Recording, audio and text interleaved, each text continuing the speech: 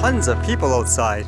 A lot of people are just treating it as, I guess, back to normal in many cases. I know a lot of fairs and markets that are actually been reopening.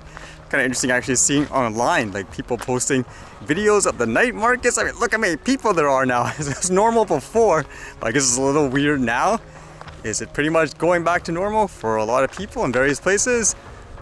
And this was an interesting read today. Imagine, I guess, going outside, looking at the nice weather. Oh, look at the sunlight and all that. And then having a huge, I guess, airplane part just fall out of the sky or something like that. This one here says, just when you thought you have seen everything, things really do fall from the sky. There were two miracles in this event.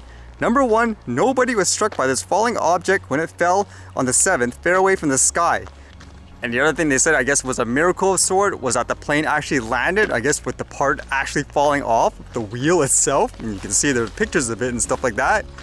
I guess that is actually very lucky because it fell in a golf course. As well, too, in seeing these photos, I couldn't help but to think about the double standards again, because you can see here the police officers there smiling, I guess, posing with the recovered part. This thing actually fell from the sky. It could have, quote, killed somebody. Yet when it comes to things like, say, a small drone or something like that falling, people make a huge deal out of it. Oh man, what if this hit someone? It would have killed them. There'd be like attention everywhere, national media headlines. But here is one of those, oh well, nobody got hurt, move on. Like, that's the way it should be. But it just shows you again, like the double standards. I mentioned before, I didn't realize how many airplane accidents there are on, like, let's say a daily basis or whatever, until I started flying drones and people making a big deal out of it. And then I read, this was just kind of interesting, where in the US they still wanted to ban, I guess, Chinese-made drones for government use. But apparently there was some kind of document recently revealing that they actually did purchase Chinese-made drones, and now they're saying that's an error. It says, Pentagon says, report that US approved Chinese drone for purchase inaccurate. The Pentagon said on Friday that drones produced by Chinese manufacturer DJI pose a potential threat to national security, and that a media report that they were approved for purchase by the US government was inaccurate. The Hill newspaper last month reported that a Pentagon audit had found two drones built by DJI for US government use had no malicious code or intent and are recommended for use by government entities and forces working with the US services. This report was inaccurate and uncoordinated, and its unauthorized release is currently under review by the department, the Defense Department said in a statement. And then there comes the battle again, where the US government are saying things like DJI drones are spying on people and so forth, sending information back to the Communist Party, DJI arguing that's all false, etc., etc. But I guess the bottom line is, officially anyways, from what they say, government agencies in the US, they still want to ban, I guess, all Chinese-made drones. Makes me wonder, especially now with so much more competition and stuff, companies like Skydio probably benefiting a lot from it. Will this be the end, potentially, I guess, for companies like a DJI when it comes to government work anyways? And will that actually influence the recreational flight? Because it could be in the future, they'll say, oh, they'd rather stay with the ecosystem where if they ever have to do, I guess, higher level of work in this way, then they might as well go with the brands that they can actually use.